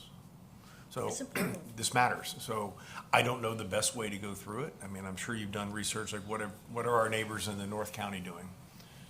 Sounds like Jupiter's pushing people places or something, I'm not quite sure, but how to go about it? I mean, does every home have one? No. If I have a sprinkler, if I have an irrigation system on a well, do I have a backflow preventer on my? I don't know yet, but eventually we're going to be conducting surveys to look into that. Is that a survey of a customer or survey of an industry expert, a subject It is- matter expert? Yeah, it's a survey of a customer. Okay. And we would take it, you know, basically street by street and Say, Rick, I need you to Educate go in and your then- backyard, because my meter's in the backyard. So I need to go on Dover, I need to go to the backyard, We're look not there around for a yet. backflow preventer. And that's part of the survey process. that would be part of the survey process. I think if it's important to the water quality and the water safety. It is. There's gonna be a lot of surprised people. It's not I mean, this I know. makes me uncomfortable. I know, it gives But you I a lot of also know heartburn, how I know. important it is to do this. And that's why I'm here and I have my brain trust here, because we're all living it. Yeah, so you're saying it is important. It's that important. Your recommendation It's very is that we important. I move forward. recommend that we do this. I recommend that we you know. move forward with the public engagement, for sure. And I recommend that we enact a fine on the bills, and that we look into further with our legal expertise to see the benefits, the potential benefits of having a private company conduct the backflow preventer testing and what, you know, what the implications are. You know, the problem with that is, and then it's put on the bill, and there's probably some confusion. My water bill is high. It's not because it's the water bill. In the sphere of Gotta do it. backflow prevention and cross-connect, I know zero. So I will defer to you and your staff of subject matter experts, because I don't know enough about it. But if it's important to you and it's important that we measure this, which we historically have, then it matters. And I want to make sure we take care of things that matter. So that's my comments. I appreciate that, and I know that we will get higher compliance if we have the testing conducted, but I also know that that is a whole other, you know, it's on private property and owned by the public, so Okay, it thank you. creates its own challenges. Thanks. And this predates you, but how do we get to the point of being so not in compliance with a lot of properties?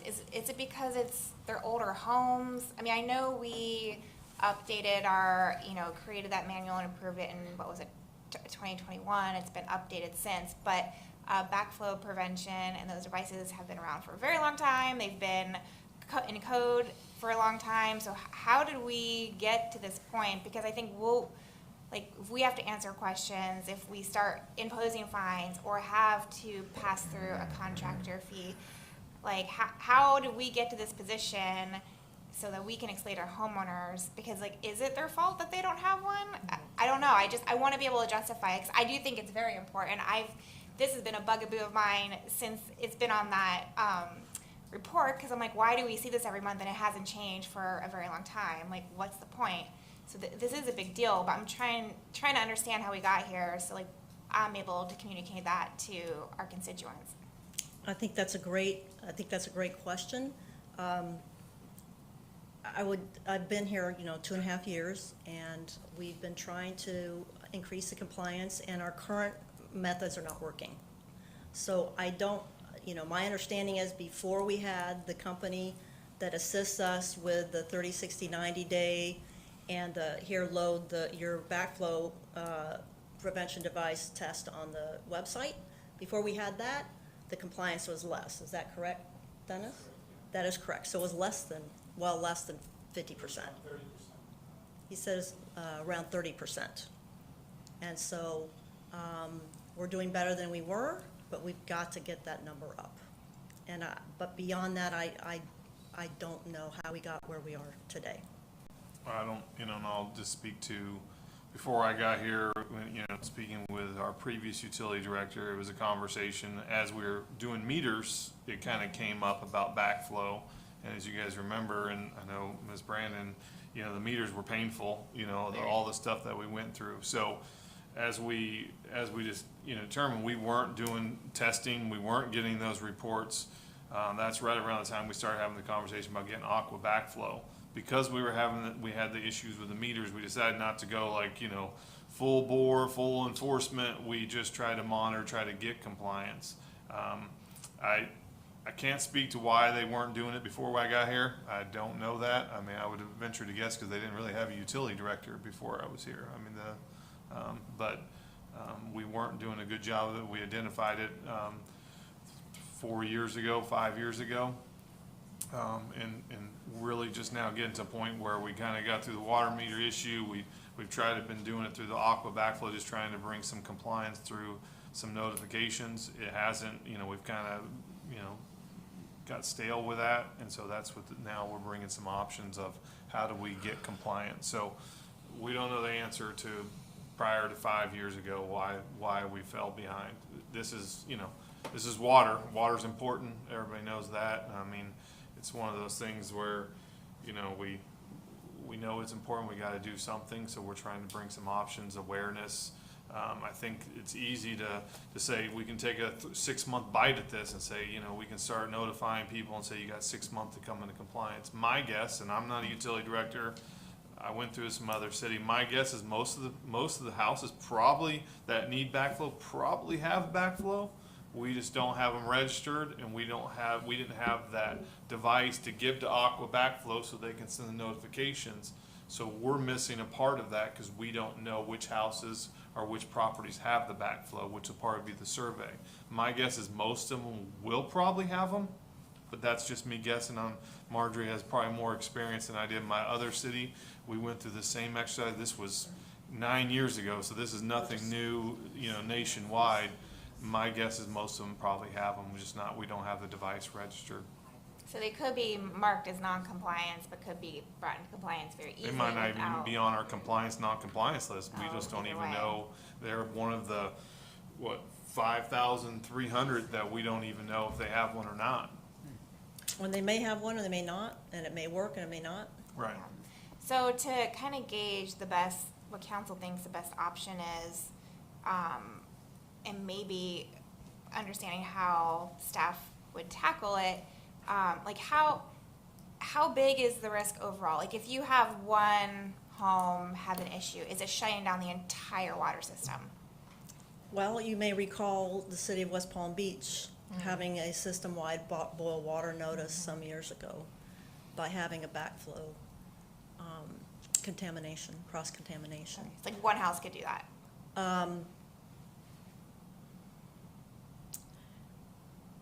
There are no absolutes. It can. Okay. In the case of West Palm Beach, it was at the plant. So when it happens at the plant, it sent it out to the entire system.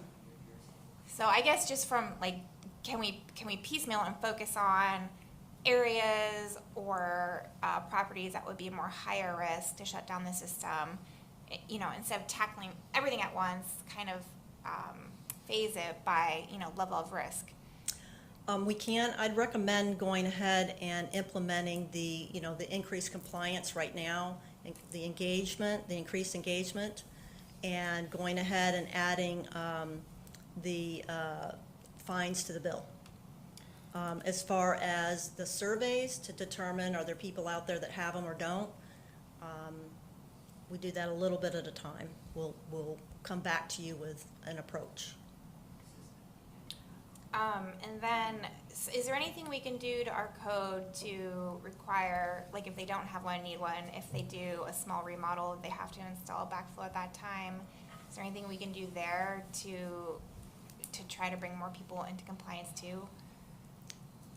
I'm sorry, can you say that So again? right now, someone does a remodel, and say they're touching any kind of plumbing in the house, and they don't have a backflow and they need one, or a pool remodel, whatever. Is that, would we require them to put a backflow in then anyways? If we determine they have a well or a pool or something like that, then the answer to that question is yes. But I don't think it's not required if not, is it? It would be in the Florida plumbing code when they go out there and inspect the property. Yeah, the building department, when they inspect the property, So will if there's a determine that. remodel, Yeah. if they're touching any plumbing that we require it, they would be required. How many times? Once, twice? How many times? Once, twice, Multiple times. multiple? Okay. And actually complied with it. That's a separate issue. Okay. We all, That's a separate issue. Okay.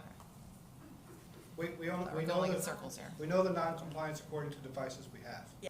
If they have a backflow preventer and they have not performed the testing, They've gotten a letter. then they've gotten the letter. Okay, so my question was, so if someone needs a backflow and they don't have, Before, my good assistant back there, Jay, has told me safecation, they will help us. Yes. We'll start with that. And my recommendation in this situation, because you guys are hearing this for the first time, is let us go back, talk about some of these things like waiving the fees, but let us come back with a plan for you. I think that's the best option at this point, if okay. you guys agree. And I think, I know staff is not in favor of option one. I'm personally not in favor of option two, which is basically what we're doing now, but imposing a fine. I think that's still gonna be a lot of work for you, probably even more. And I don't know that it's gonna help that much.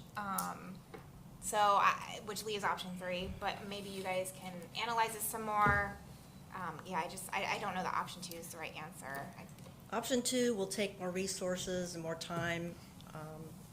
I agree. And so for me, now hearing everything that's been discussed, I don't like any of the options. I know. I think you guys are overcomplicating it because there's so many of these that we don't even know that aren't registered. Is it there? Is it not? Is it compliant? Has it been tested? I am not in favor of finding anybody all of a sudden when they, like Vice Mayor said, like, no one really knows these things. It's like, you know, the AC guys teach you, change your filter every whatever months. No one talks about this in your plumbing until something breaks and you need a plumber, and then you can't find a plumber. So I am not in favor of just finding people. I'd rather find a way to tackle and figure out the answers to the ones we don't know of. And if they're not there or they aren't being tested, just tell them test it. And then we can charge you the $14, whatever in your account. But I am not in favor of just blindsiding people with things on their bills. And I think you should just keep it super simple. If we survey, I think the survey has to be delicate.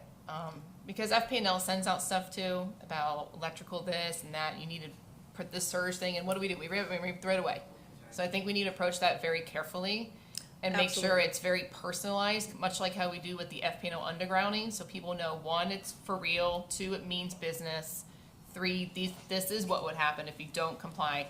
But before we start, you know, attacking you about it, we're educating you first, and then see. And then once you have it registered, then you can go through the process, in my opinion, of we've sent X amount of letters. But for these people that we don't even know, these missing links, I don't think we should be coming at them. I think we should find the answers first. Oh, no, that's like a separate issue. I know, Definitely. they're kind of bleeding together sometimes, it sounds like. So that's where I stand. I don't want to be finding anybody yet unless they have been in the process of being a registered backflow meter. That's different for me. Agreed. So that I think that separates it. These were the ones when I think she was talking about, let's put a fine on the books so we can, is these 700 people that we've noticed 3 or 4 times that haven't come into compliance still out of the 300, or the non-compliant, I don't know the color. Those ones I get. That's the ones Yeah, she's talking several about, years. not the 5,300 that Okay. we don't know. We wouldn't just start Okay. saying, we don't have you No, registered, no, no, we're no. gonna do it. But I would say even this, at this point, you know, we won't go the fine route first. Let us come up with a plan. Let us educate. Let us get this company on board. That's what they do. They survey, they'll do it. They'll do it the right way. I mean, that's what they do for a living. We don't do that for a living. So, I mean, I think it's a better approach. In that company, I mean, that would be an expense that we're not passing that through to anyone at this point, right? That would just be an expense. Yes, you would, we would, Oh, on the bill? the bill, So for for the testing. No, what I thought, to survey the property. I'm not passed through yet, so. Okay, so the survey of the property, so we really know what's outstanding, what's not out there. That is just an expense that we will. The cost is higher, and then our part, the part the company would receive is the $15. You can break that down better than I Okay, can, I'm yeah. sorry. Every year, and I have that backflow preventer tested, then I come back to the village and I go to our site, and it costs me. Marjorie, when we hire this company, is it kind of like we did for the medical transport? Just hire a third party, let them handle it, let's see what our percentages are, and then go from there? Or are we still hands-on with it? So the company itself still charges, that's the part that would be, we still have to charge, if the private company would have to charge money to conduct the test, Do right? we know that amount? For Cooper City, it's like $80 for a test. Now, my understanding is they're paying a lot more than that if they go to a plumber to have that test conducted. $100, whichever it may be. Whatever it is. Now this company will come out and test it for you. to That's keep an you in option. compliance. Yes.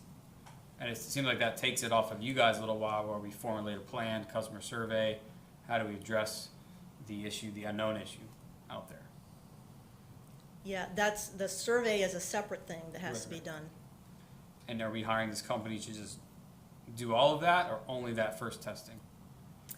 So what I heard the manager say is that we're gonna huddle up, we're gonna come back to you with our specific plan. And the specific plan is going to, right now, we're gonna continue with what we're doing, trying to move people into compliance, where they own it, and encourage them to have the backflow preventer tested. And then we're going to have the private company step up the public engagement component, and also look at conducting a survey to try to determine who in our service area either has a backflow preventer and we don't have a record of it, or doesn't have a backflow preventer and should have a backflow preventer. And if they don't, does that company install it, or now they're on their own to go find it? We have to bring that back to you. I understand. Okay. I think that idea does sound like a good plan after you dial it in. Yeah. And normally these surveys are conducted very, like, street by street, very slowly. Okay, great. Any Thank other council comments or questions? I have none. Thank you. I have none. Marcia? No, well, thank you for the thorough Thank update. you. And no, it's fantastic to see some momentum on this. So it's a long game and we're getting started, but it's a lot better than just seeing that stagnant graph and not taking any action. We'll So I bring some appreciate more it. stuff back to you. Okay. And is there any public comment? Was there? You'll pass? Okay, Julie can come up and to the podium and state your name and address, please. My name is Julie Beaumont. I'm 94 Fairview East. I didn't know this was going to come up. It's so interesting. I've been bad. Several years ago, I got my first letter from Aquaflow, and I thought it was a scam because I gave it to them. We know nothing. We were as confused as you all.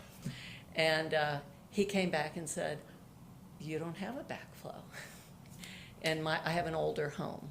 So I do have a pool, I do have a well. My well I've let go, but it wasn't hooked to anything in my house, and my pool had no connection to my house either. I fill it with a hose. It does not have any drainage other than what I make happen. And he says, "I guess, you don't have one, so, whatever." And I called, this was a couple of years ago, so I don't know exactly who I called here in Tequesta, whatever department, and I said, I don't have one. I don't, know what to do, and they didn't have anything to tell me. So I thought, okay, I don't need to worry about it. I didn't know I needed to worry about it. Again, education.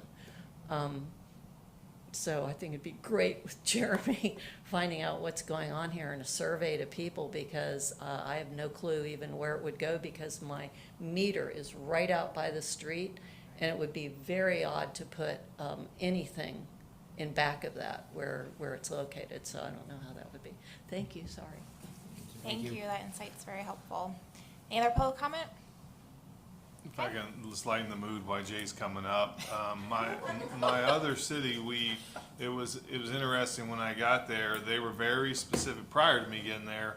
They were very specific about these backflow devices, and they actually put in their code exactly where you had to put these, and it was like right off of the meter.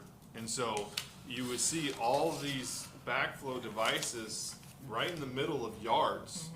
And people were just furious that they had to have a backflow device right in the middle of the yard. So we worked it out and changed the code, but it could be up closer to the house, so you can put in some landscaping and all that. But it was pretty obvious that people had backflows that didn't have backflows because it was right in the middle of the yard. So we obviously didn't have that written in the code because we don't see a lot of them, but we'll get it worked out. So. Well, and I mean, that's a good point. If you look at some of the newer construction homes, there you see them in the front yard right there. So that's something else staff should definitely consider.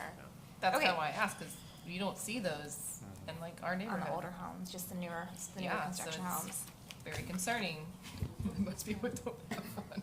My meter's in my neighbor's yard. so And see, my yours yard. is opposite, mine's up front. Oh, so much more to discuss. We'll have another workshop on it. Thank you, invite guys. Marjorie. All right, Jay, thank you for your patience. Agenda item 4, discussion on zoning code update. Can you pull the PowerPoint up, Chairman? So good evening, Jay Hupsch, Community Development Director. So typically planning departments do an annual glitch list. It's just we kind of track things as I roll through it on each individual one. The first one is that are allowed. So what this means is, it's kind of ambiguous, but potentially somebody could pack several people in a house that are unrelated and rent it out. So we're the only municipality in North Palm Beach County I could find that doesn't have this. Jupiter and Gardens limited to 4, Lake Park, North Palm, Juneau, several others limited to 3. Stewart actually limits it to 2, and Atlantic Beach, where I previously had worked, also limits it to 2. I would recommend capping this at some number, ideally 3, just to be on the safe side. And this is just something good to have on the books. So this is like for a 3-bedroom rental home, 3 roommates. 3 roommates. Even in a 5-bedroom house, you could only have 3 unrelated people there. How do we monitor that? It's difficult to monitor. It's really kind of But on if we a- have it, we could. You We could. Okay. Good story. In college in Tallahassee, I was living with 7 people in a house in a very single-family neighborhood, and we had a pool party outside in an inflatable pool. And the next week, we had a code enforcement officer come by and asked one of my Complain, we were able to look at water bills. You know, if you see a lot of unrelated people, you see really high, you know, there's an average 6,000 gallons per month. If you see 36,000 gallons for a single family home, you know that something's going on. So there are some tricks that we can find that out. And of course, it's not a problem. The housing market's still pretty strong, but if there were a dip like we saw in 2008, you start to update its landscaping code in a few years back, and the exhibit, maybe it was part of the strategic plan, I'm not even sure, but I know the EAC's been kind of wanting to look at this for a few years. So staff did some research, pulled together a lot of information about green building incentives and presented to the EAC. We also looked into joining the Lead for Cities program, which June Berlin Connolly had done. It turns out it's a cumbersome and kind of, frankly, seems like kind of a waste of a program, so they didn't do that. Or the EAC didn't recommend to go forward with that. But we do have some ideas for green building incentives. So common green building incentives are property tax abatements or exemptions, expedited permitting and inspections, reduction of permitting fees, grants or rebates, density bonuses, and height bonuses. Yeah, no. The people have spoken. So we know that there's no desire or appetite right now in the community for density or height bonuses. And then it's kind of difficult for us to do property tax abatements or grants or rebates. But in speaking with Wayne at the building department, he committed that we could do expedited permitting and inspections, and that we can do a reduction of permitting fees. And his idea on the reduction of permitting fees is the projects are going to generally be more expensive anyways, so you're going to have a higher permit fee. So giving a reduction in that will somewhat defray the cost of the additional improvements you'd have to become green certified. There we go. And we can offer this for single-family homes and commercial projects. Frankly, I don't think we'll see a ton of people utilize it. There's very few LEED certified homes really around. It's cost prohibitive. There are some newer programs that are a little bit more feasible, but it's typically being done more for like subdivision projects, right? So Alton has a few that are certified because it's easy for a home builder like Holter to say, hey, we want to offer a green building project. It's more difficult for a custom home builder to do it, or to have a resident say, hey, I really want to be LEED certified. So I don't think we'll see a ton of them, but if it's something you could potentially see if the Paradise Park project were to get redeveloped, or 250 or 300 Beach Road if those shift, or that County Line Townhouse project. Maybe you could see something on some of those type of projects. Probably not likely to see it in single family homes, but you might get some kind of green friendly, eco-friendly people that will take us up on it. Here's the certification cost estimate. This is just an estimate, but LEED is about 15 to 40. It's very expensive. It's actually, like 2010 or so, it was really a popular program, but it's kind of become too cost prohibitive. So now there's some new ones. There's the Florida Green Building Certification, National Green Building Certification, and Energy Star. I know everyone knows Energy Star through their appliances, but they've actually have their own certification program, which is also a little bit cheaper, and it's a little bit more easy to attain. Similar thing, certification on a small commercial project, 50,000, 150 for LEED. It's going to be even higher when you're looking at a big commercial project. So what we've done is proposed a reduction in building permits based on the certification type and tier. So LEED Platinum is far and away the best. So we are proposing that at a 10% building permit fee reduction. And then the Florida Green Building Coalition and National Green Building Standards top tier is we have it at 7.5, and then as you see it kind of slides down. Energy Star only has one certification type, so we thought that was kind of more in line with that third tier. So we're kind of, you know, giving a bigger incentive when people are doing that was more detailed for the EAC, but it's like a combination of, you can meet it from a combination of different things. So it's typically, you have to get to a score of, out of 100, maybe like 70 out of 100. So it's low water, energy efficient appliances, Lighting. stuff, because we have a ton of information on it. Council's list, they are the leader in education advancement and invasive plant management in Florida, the leader in education advancement and invasive plant, and Steve Parker, who's our village species when people are coming in and doing new, this recent species when people are coming in and doing new. This recently came up with the Cypress project that came before you recently, where we took a site plan to them, and they made a recommendation for a formula business that needs a special exception. It would still go straight to council, but when it's a part of this requirements all over the code and it's kind of confusing to keep up with, there are some things that require public notice that may not even be in the code, like a comprehensive plan amendment doesn't have there's nothing in the code about that. So some codes have this where they have a master list of all the public notice that's required, and then also the state recently created this legislation where we can use, just kind of cleaning that up. I think it's a good bit of housekeeping to do. Number 7, outdoor seating. So this is an issue that has actually popped up for us a few times lately. Our current code does allow outdoor seating, but it does not require any type of landscaping, screening, or physical separation from adjacent parking areas or streets. So when people come in with restaurants and outdoor seating, we do our best, we put our best foot forward to say, hey, can you put some planter boxes in? Can you do something to separate your outdoor seating from the public realm? And it's tough if there's nothing in the code.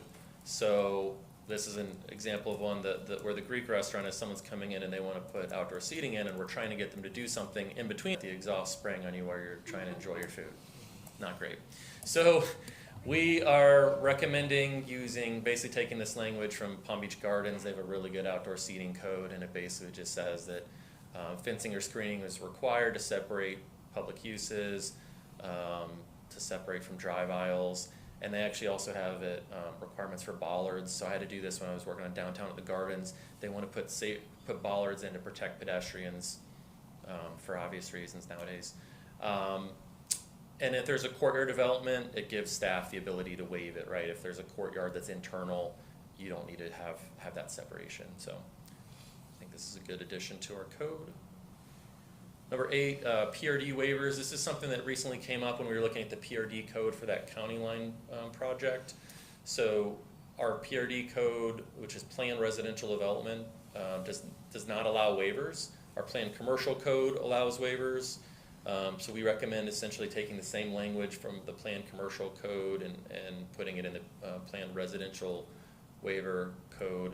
And really the whole idea of having a planned development is to be able to get waivers, to get some sort of, to create unique design and do something interesting. So not having a waiver section there is kind of counter to the whole idea of having a planned development.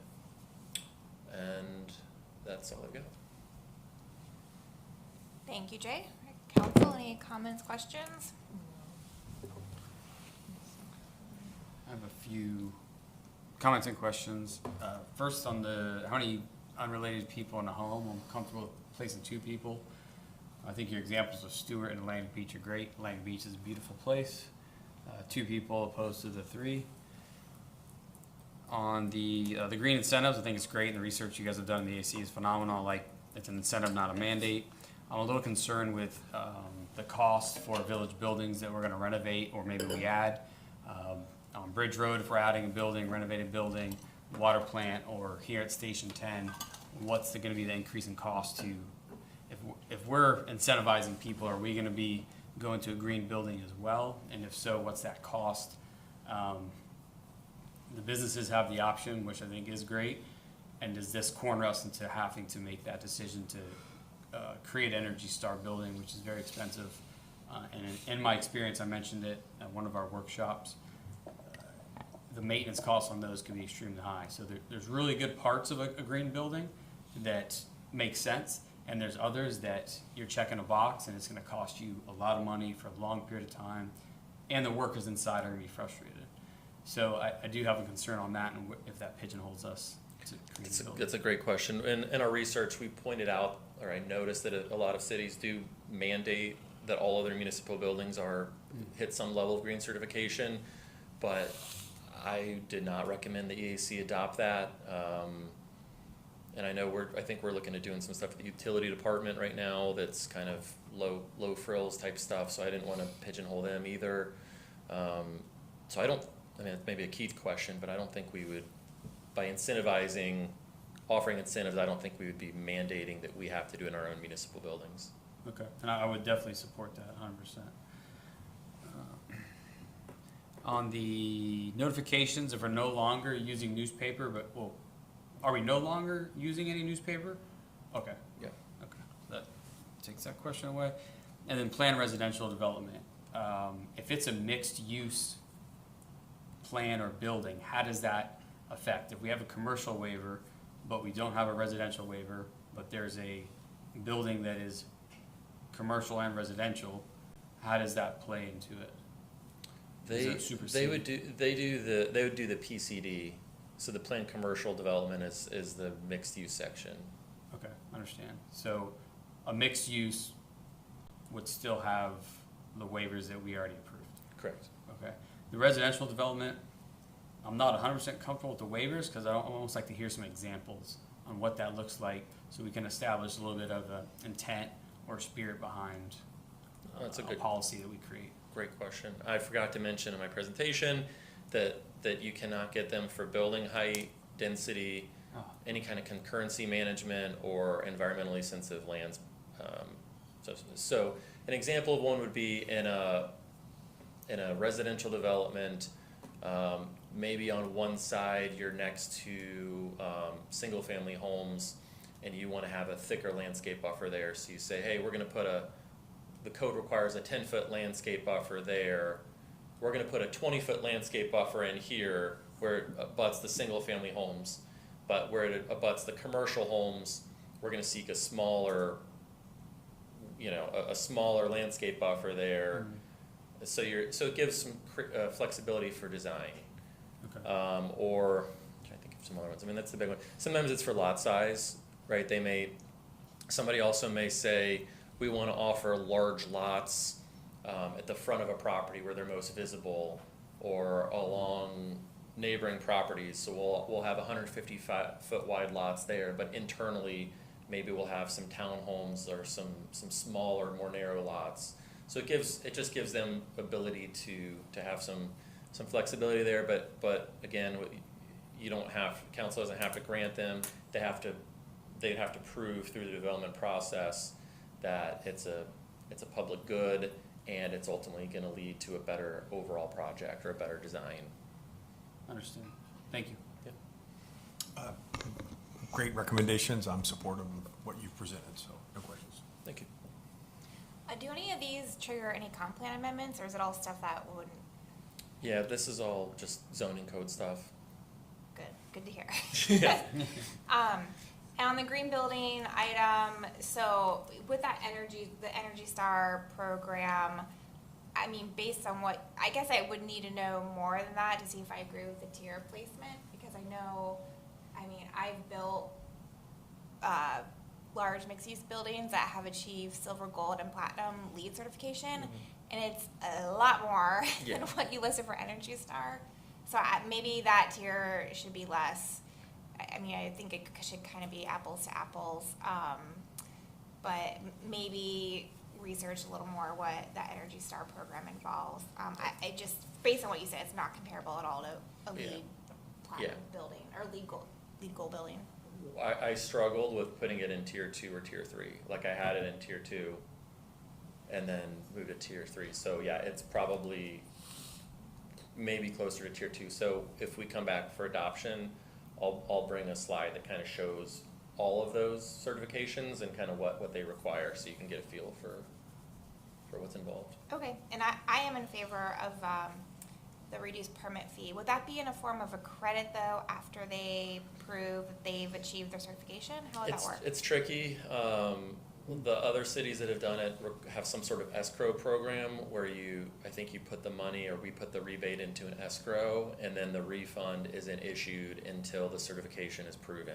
Okay, Right, so we because someone would do could say, that. yeah, because someone could say while they're getting their building permit, oh, I'm gonna go LEED Platinum, and then not do it, take the credit and walk Or away. you can try to do it and still not get certified, That's true. so that's, Yeah. so yeah, I would wanna make sure we do it where it's only received once the certification's received. Yep. we can do that. I know Wayne said he could do so I'll leave it to staff, but I personally am not in favor of, expedited permit or plan review or priority inspections, strictly because of the state preemptions that we've received the past couple years and potentially more this year that are putting pressure on our building departments to turn around permits and inspections. So I'm hesitant due to the state preemptions that holistically we have to do for everything. But if Wayne says he can do it, I guess at the end of the day, I'll defer it to staff.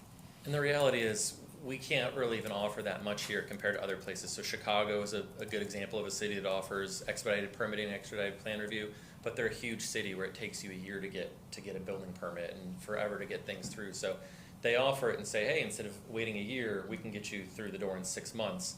Here, we already get you through pretty quick, so it's gonna be 2 months to like 1.5 months. So it's not even that big of a carrot that we're even gonna be able to offer people, but it sounds good. Yes. It'll hopefully, nudge them. Okay. It'll hopefully nudge them, I like that. I just, there's, might be more state preemptions this year too, that's Yeah. why I just throw that out Yeah. there. And then on the landscaping code updates, I think that's great. I know staff is looking into potentially listing appropriate plants that could go in the swales, so if that could be done as part of the landscape update, I think we should do that, if Okay. council agrees. All right, that's all I have. Any other council questions, comments? Okay, any public comment? No? All right, with that, can I get a motion to adjourn? So moved. Second. All in favor? Aye. Okay.